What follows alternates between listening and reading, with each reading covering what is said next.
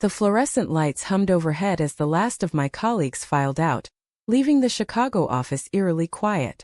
Cadence, could you stay behind for a moment? Jade's voice echoed from her corner office, and in that instant, I knew our carefully hidden secret was about to unravel in the most public way imaginable. My pulse hammered in my ears while I gathered my notebook, pretending the request was routine. Jade had been my boss for 2 years at Meridian Marketing, the kind of leader who could turn a failing campaign around with a single sharp insight. She was 35, poised, with short blonde hair that always looked effortlessly professional and eyes that missed nothing. I was 28, still climbing the ladder, raised in a strict Southern Baptist home where questions about faith were never welcome. We had kept everything professional on the surface: late-night strategy sessions, shared coffees, quiet conversations about dreams that somehow veered into personal territory. But last month, after a brutal deadline, she had confessed over takeout that she felt something more. I had admitted the same, terrified and exhilarated. We agreed to keep it hidden. Until tonight. Jade stepped out of her office carrying a thick binder, her navy suit jacket draped over one arm. The client wants revisions before tomorrow's pitch. Let's use the conference room. Her tone was all business, but the way her gaze lingered on me told a different story. We walked down the hallway together. A few stragglers from accounting lingered by the elevators chatting. My stomach twisted. This was supposed to be private. Inside the glass-walled room, Jade closed the door but left the blinds half open. She spread the binder on the long table and began explaining the changes, her voice steady. I nodded, scribbling notes, but my mind raced. Every brush of her fingers near mine sent sparks up my arm. When we finished, she stood, gathered the papers, and gave me that small private smile I had come to crave. Thank you, Cadence. You always save me. We stepped back into the hallway. The accounting group had moved closer, waiting for the elevator. One of them, Mark, called out, "Hey Jade, great presentation today." Jade waved politely. Then, without thinking, without planning, I reached out and took her hand. Right there, in front of the glass walls, in front of everyone still in the building. Her fingers tightened around mine instantly, warm and sure. Gasps rippled through the small crowd. Mark's mouth fell open. Someone dropped a phone. Jade didn't pull away. She simply looked at me, surprise and something like pride flashing across her face. My heart slammed against my ribs. I had just outed us both in the most dramatic way possible. The elevator dinged. No one moved. "Cadence," Jade whispered, squeezing my hand once more. "Are you sure?" I wasn't. But I had done it. The decision that would shatter every rule we lived by was already made. We stood there, hands linked, while the world we knew began to crumble around us. Back in her office, door closed this time, Jade turned to me, still holding my hand. That was bold. Her laugh was soft, shaky. I've wanted to do that for months. But here? Now. I sank into the chair across from her desk, legs suddenly weak. I don't know what came over me. I couldn't keep pretending anymore. Not after everything we've talked about. She sat on the edge of the desk, close enough that our knees touched. I feel the same. But you know what this means. HR, the team, your family. The word family landed like a stone in my chest. My mother's voice echoed in my head from Sunday calls. The Bible is clear, Cadence. Love the sinner, hate the sin. I pushed the thought away. We talked for an hour about how long we had both felt this pull, how scared we were to name it. Jade admitted she had never come out at work before. I confessed I had never come out anywhere.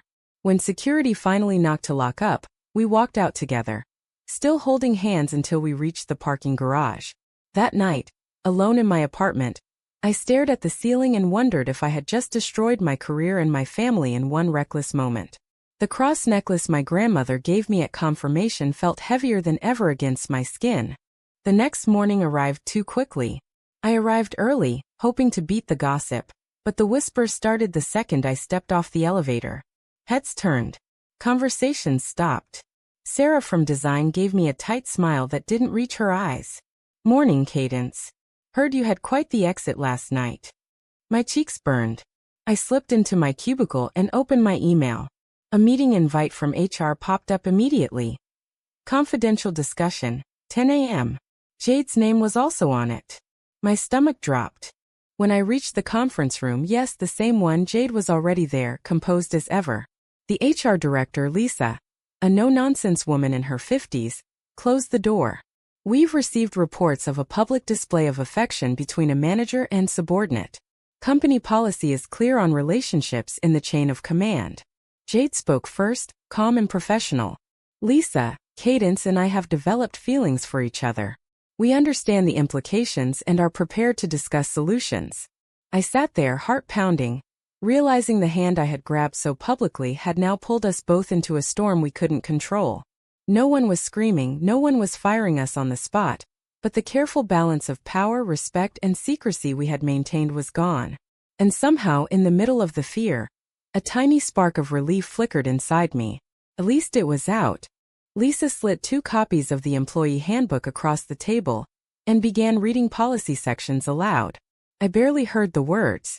My mind kept replaying the moment in the hallway. The gasps, the stares, the way Jade's fingers had curled around mine without hesitation. Lisa finally asked the question I dreaded. Have either of you considered how this affects team dynamics? Jade answered smoothly. We have. Cadence will report to another director effective immediately if needed. I nodded, grateful she had thought ahead. Lisa sighed. We'll need signed acknowledgments and possibly mediation. This isn't a firing offense, but it complicates things. She dismissed us with a warning to keep interactions professional during work hours. Back at my desk, the whispers grew louder. Mark from accounting stopped by. So you and Jade, huh? Didn't see that coming. His tone wasn't cruel, just stunned. I forced a smile. Yeah. Surprise. By lunch, half the floor knew. I ate alone in the break room, scrolling through old texts from my mother. Last week she had sent a Bible verse about marriage being between man and woman. I hadn't replied. Now I wondered how long before she heard through the family grapevine. Jade found me after the afternoon meeting. We slipped into the stairwell for privacy. You okay? She asked, leaning against the railing. Her voice was gentle, but her eyes showed the same exhaustion I felt. I'm scared, I admitted. This morning I was just Cadence, the account coordinator. Now I'm the girl who held her boss's hand in front of everyone.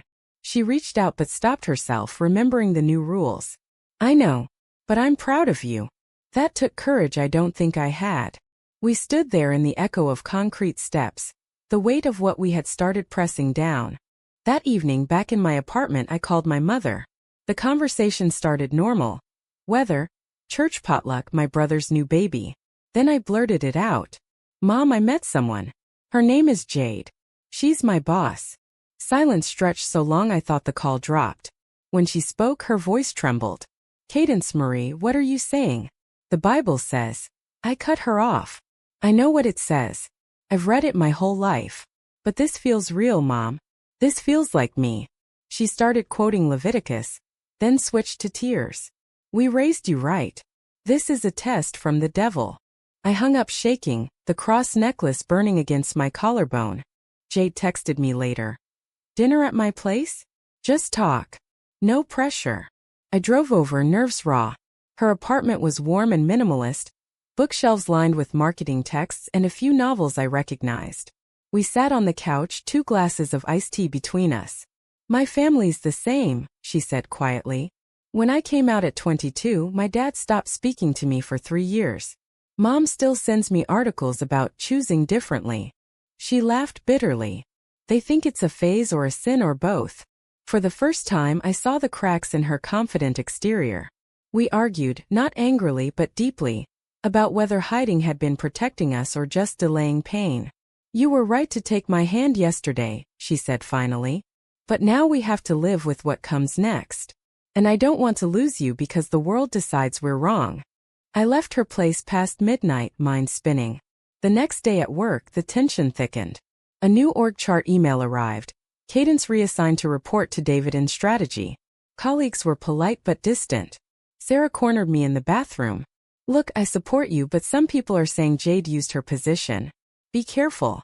I wanted to scream that it wasn't like that, but doubt crept in. Had I crossed a line? Had Jade? That night I lay awake, the Bible on my nightstand glowing in the lamplight. I opened it to Romans, searching for answers that refused to appear. The conflict inside me grew louder than any office gossip. The weekend brought no relief. My mother called 4 times. On the 5th I answered. Your father and I are coming to Chicago next month for the church conference. We need to talk in person. Her tone left no room for argument. I pictured them, Dad in his Sunday suit, Mom clutching her worn King James Bible, arriving to save me. The thought made my chest tight. I spent Saturday cleaning my apartment obsessively, as if a spotless kitchen could scrub away the guilt. Jade picked me up Sunday morning for a drive along Lake Michigan. The water glittered under a rare clear sky. We parked and walked the path, keeping a careful distance in case anyone from work saw us. My mom's coming, I told her. She wants to pray over me. Jade's laugh was hollow. Been there. My parents tried an intervention once. Pastor, aunts, the whole squad. She stopped by the railing staring at the horizon. They quoted every verse. I quoted back that love is patient, love is kind. It didn't matter. They saw sin. I saw who I am. We stood in silence, waves lapping below. For the first time, I wondered if my family would ever see me the same way again. Monday brought the first real backlash. David, my new manager, pulled me into his office. I don't care who you date, Cadence, but the optics are bad. Clients might hear. Let's keep things low-key. His words stung more than any direct accusation. I nodded, throat thick. During the team meeting, Jade presented from the front of the room, professional as always. Our eyes met once. The spark was still there, but now it felt dangerous. That evening I drove to the small Baptist church I had attended sporadically since moving north. The pastor, Reverend Hayes, greeted me warmly. Cadence. Haven't seen you in weeks. I sat in the back pew during prayer meeting, listening to familiar hymns. Afterward, I asked to speak with him privately. He listened without interrupting while I poured out the story, Jade, the hand-holding, my mother's reaction. When I finished, he folded his hands. The Lord loves you, child. But same-sex attraction is a cross to bear, not a lifestyle to embrace. Have you prayed for deliverance? His words were kind, yet they sliced deep. I left feeling more confused than when I arrived. Jade met me at a quiet cafe afterward. We sat in the corner booth, voices low. He told me it's a cross to bear, I said. Jade sipped her coffee, eyes sad. My old pastor said the same. Then I met a woman who showed me love could be holy too. Not everyone agrees. We debated for hours, scripture, science, personal experience. Neither of us claimed to have all the answers. She believed love was love. I still heard my childhood sermons echoing. Maybe both can be true, I whispered. Maybe I can love you and still love God. She reached across the table and squeezed my fingers briefly. That's the hardest part, isn't it? No one's completely right. Not them, not us. The conversation left me drained but strangely lighter. Back home, I opened my laptop and started typing an email to my mother. I knew I might never send. Mom, I'm not choosing this to hurt you. I'm choosing to be honest for once. I saved it as a draft. Outside my window, Chicago lights twinkled like distant stars. The cross necklace lay on the dresser. I picked it up, tracing the familiar shape, and wondered how long I could carry both my faith and my love without one breaking the other. Work became a minefield of polite distance. Clients started asking pointed questions in meetings. One older account executive pulled Jade aside after a presentation and said, "We value tradition here. Hope this doesn't affect deliverables." Jade handled it gracefully, but I saw the exhaustion in her shoulders when she returned. In the stairwell during lunch, she told me, "I've lost 3 potential projects already. Not directly because of us, but the whispers travel." I wanted to apologize. She stopped me. "Don't.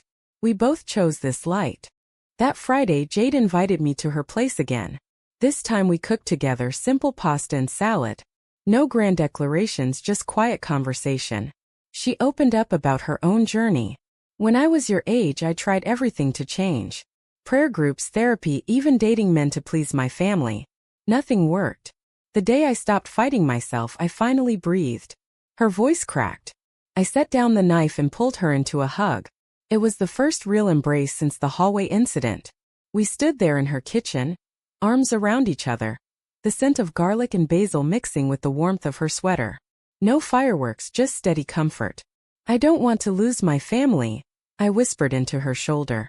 I don't want you to, she replied. But I also don't want you to lose yourself. Saturday morning my brother Tyler called.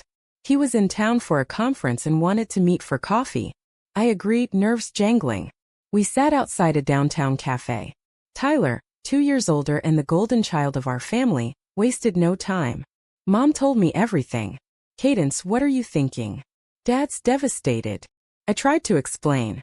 He shook his head. This isn't you. You were always the good girl, the one who taught Sunday school. This woman is confusing you. The conversation turned into a debate, tradition versus happiness, scripture versus lived experience. Tyler wasn't cruel. He was scared for me. I love you, sis. But I can't support something I believe is wrong. When he left, I sat alone at the table, tears blurring the city skyline. Jade listened that night without judgment. My brother stopped talking to me for a year. It hurt like hell. But I had to decide whose approval mattered more. We sat on her couch watching an old movie, shoulders touching. The simple contact felt revolutionary after weeks of careful distance at work. Later, as I drove home, I realized something had shifted.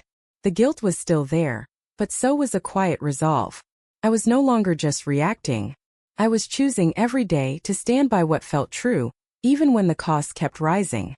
The following week, the company announced a town hall on workplace culture.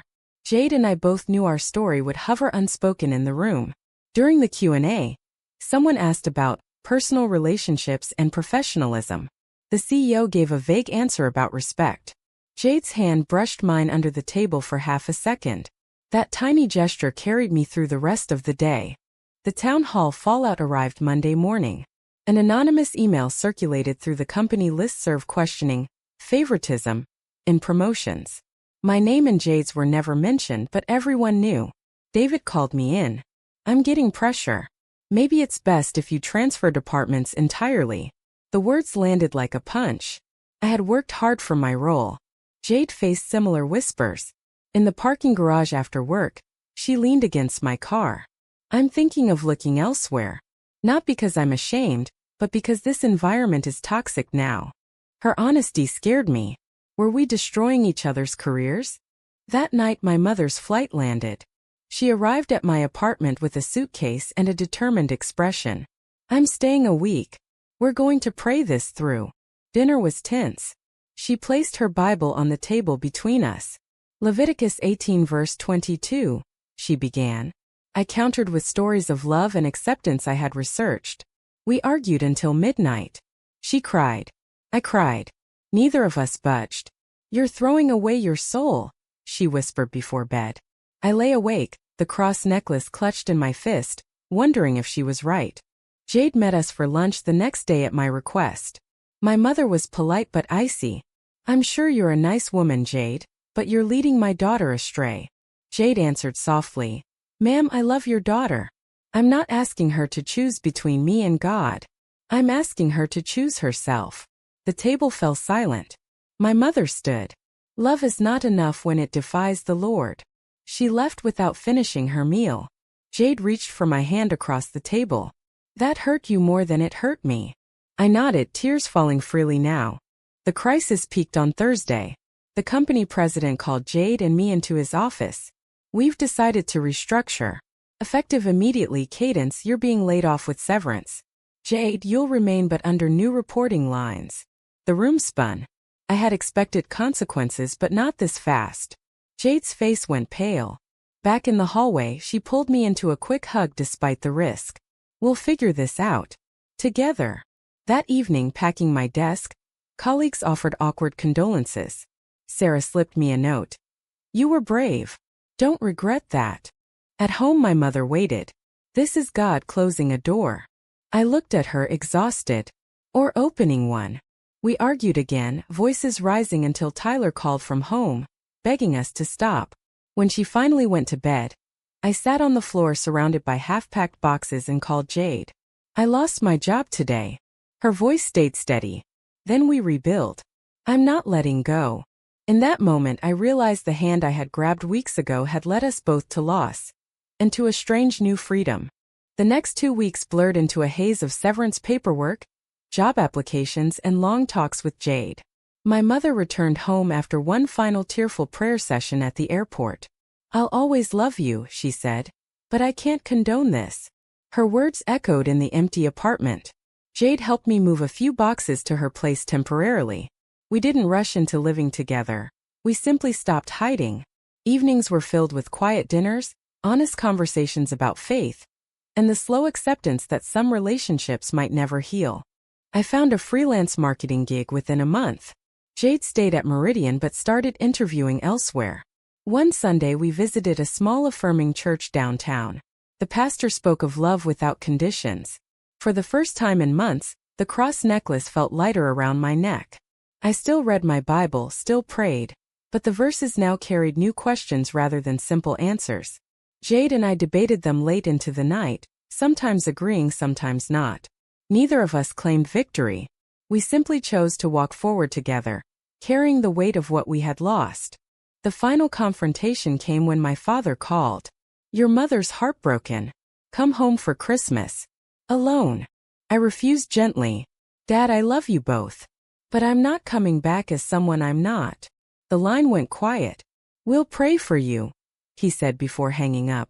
I cried in Jade's arms afterward, mourning the family dinners and holiday traditions that might never include me again.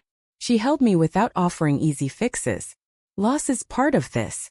But so is the life we're building.